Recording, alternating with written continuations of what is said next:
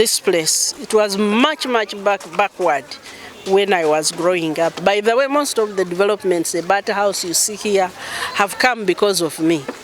Because I have educated my brothers, I've created jobs for them, and so they are able to work. So that is a big achievement for me, for my family to come from where we have been and to reach where we are. Almost everybody has something they are doing and earning an income. And that is a very big achievement. But in my work, beginning to work, I chose a very dangerous profession. I fight dangerous epidemics. I have been able to successfully fight very dangerous epidemics, not only in Uganda, and I've even had the privilege of eliminating epidemics in certain parts of Uganda, eliminating cholera in some areas where it was killing people every year, eliminating plague in West Nile. I've worked on Ebola, one of the most dangerous diseases in the world, Ebola. I've been in Ebola, fighting Ebola in Uganda, and I successfully fought it.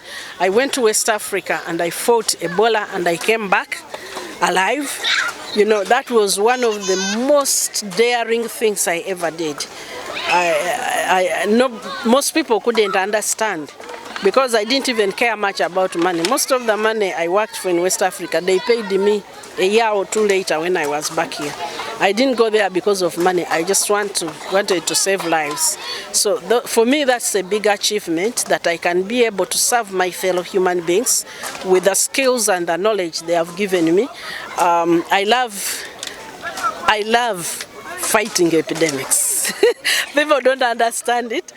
So for me, we were here in COVID, and the president came to me and asked me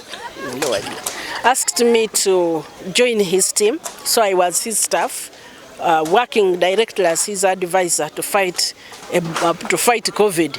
And it was one of those most dedicated moments for me. And to see that we fought, of course we fought as a team with the president as our commander. I know my Lubimbi, my contribution. So that was a big achievement. During that time, I also started working on sectors in Uganda which we had never done. Uganda had never worked on producing a vaccine. We had never worked in producing our own drugs. But now, these things are established, they are there. We are now working on our vaccines, both for animals and for humans, and they are moving well. I now have a team of scientists. Then, when I was made Minister for Science, that was a huge challenge. First of all, I had not prepared myself that I'm going to be a minister, but more so, I found that the sector was not there because the president had abolished it, and I had.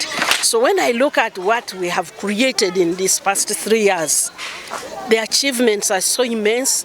We have things reaching market. I was given 8 areas to start. You can now see the science. You know, we have built the biggest automotive manufacturing plant on the African continent. We will be launching it in October. I want to give it every independence. I determined to give the president something very significant.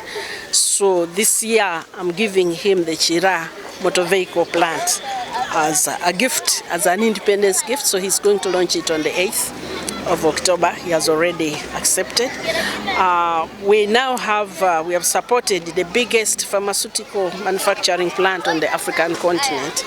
I hope by independence we'll also have started exporting, but also using our own drugs in our hospitals manufactured in Uganda.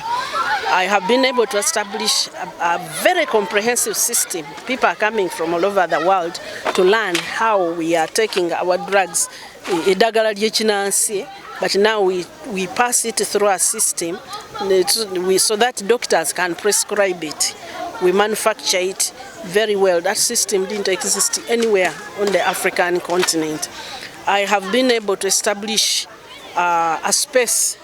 You've heard of satellite. People don't understand it at all. So I usually don't stress them too much. But we have been able to establish a space program for the country. When we started, we could only identify about only 8 people, 8 experts. Now there's a whole program with a lot of people. I look at value addition. We are now moving very strongly in value addition. I found the banana program, it was already there, but it was moving very slowly, adding value, processing bananas, so that like this year, we have had a lot of bananas, and people have been selling a bunch at 2,000. That shouldn't happen. So when we expand this program, that should not happen, because now we can process all the bananas, and it is people outside really want it. We are able to export that banana flour.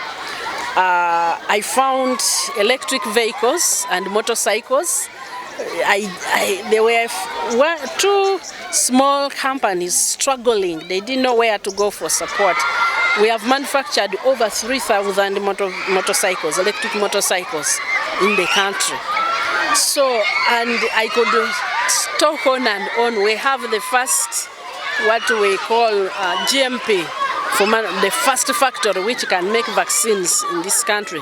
GMP, it is internationally approved in the country. These things were not there in 2021 when I was made minister, but they are now there. Now, who am I? You know, I look back, sometimes I was just working, but one day we were trying to write a report, and I looked back and I said, guys, we are just 19 people, 19 technical staff.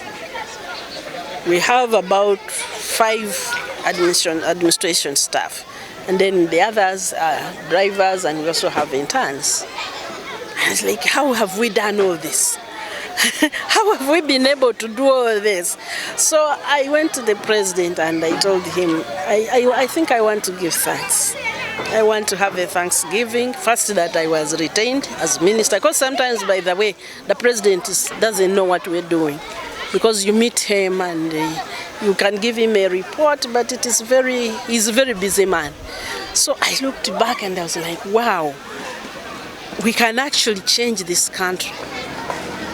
We can change this country.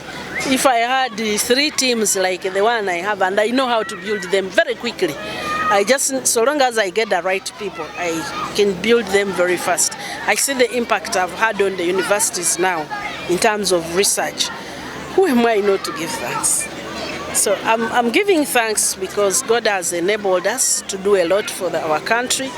God has enabled us to see things that we have not been able to see before. So,